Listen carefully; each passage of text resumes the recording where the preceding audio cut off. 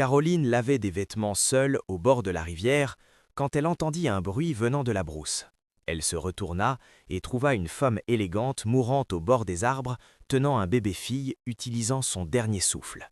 « C'est ma fille. Sauve-la. Elle n'est pas en sécurité. Prends-la comme la tienne. Il y a des gens qui veulent sa mort. Prends-la comme la tienne. Je m'en occuperai. Il y a des gens qui veulent sa mort. Protège-la. » Au moment où Caroline prit l'enfant, la femme mourut. Reste. Ce que Caroline ne remarqua pas, c'était la petite marque sur le poignet du bébé. Une marque qui changerait tout. Restez avec moi parce que cette histoire brisera votre cœur et le guérira ensuite de la plus belle façon. Laissez-moi vous ramener au début. Le soleil ne s'était pas complètement levé quand la voix de Mama Bena traversa le matin comme une lame. « Caroline, dors-tu encore ? Femme inutile, lève-toi et va chercher de l'eau avant que cette maison ne brûle de ta paresse. » Caroline était déjà réveillée.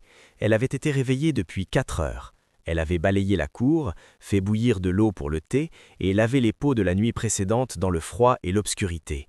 Mais elle ne dit rien. Elle ne disait jamais rien. Elle avait 35 ans, mais elle bougeait comme une femme qui portait le monde depuis l'enfance. Son pagne était délavé. Ses sandales avaient une sangle cassée qu'elle tenait ensemble avec une bande de vieux tissus.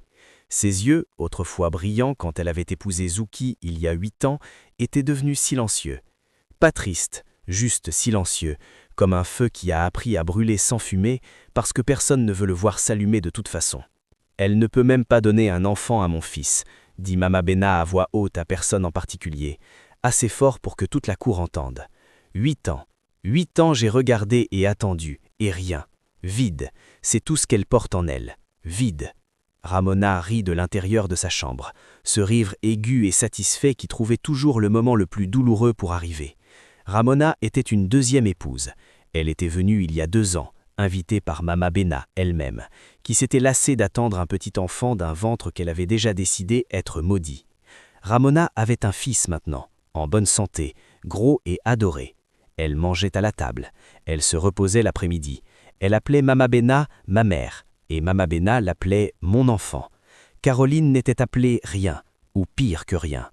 Ce matin-là, après avoir terminé son travail, après avoir mangé seulement les restes froids de ce que le fils de Ramona avait laissé, Caroline prit le panier de vêtements sales et marcha seule vers la rivière. C'était le seul endroit où personne ne la suivait, le seul endroit qui était à elle. Elle s'agenouilla au bord de l'eau et commença à laver. Ses larmes tombèrent tranquillement dans la rivière. Elle ne les essuya pas. À quoi bon? Il n'y avait personne pour les voir. Il n'y avait jamais personne pour les voir. Elle rinçait un pagne quand elle l'entendit.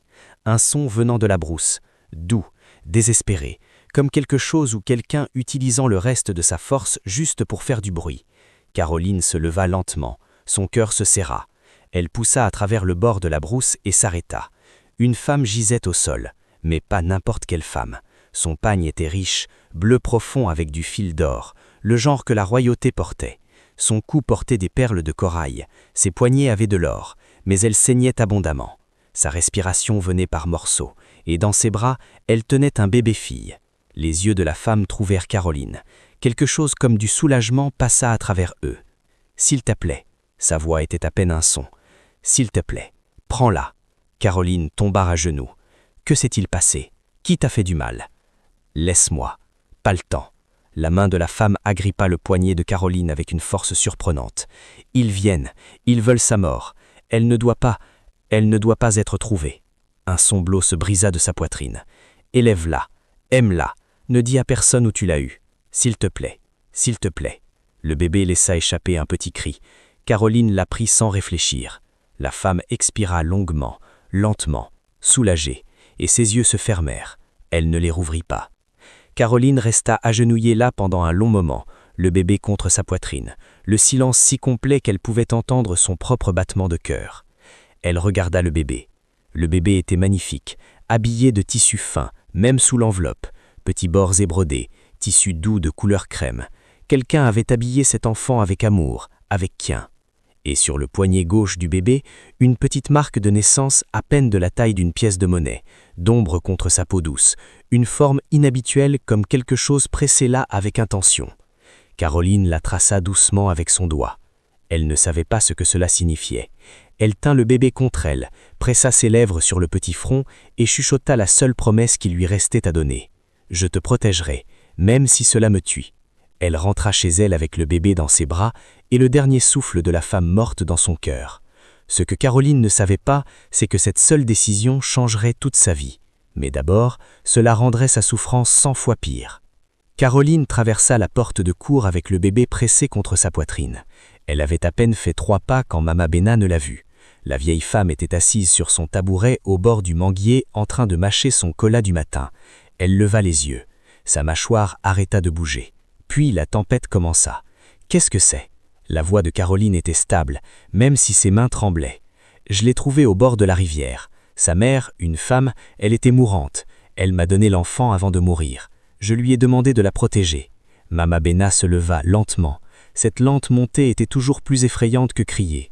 Cela signifiait que quelque chose de profond et terrible arrivait. « Tu l'as trouvé ?» La vieille femme répéta les mots comme s'ils avaient mauvais tape. « Au bord de la rivière. »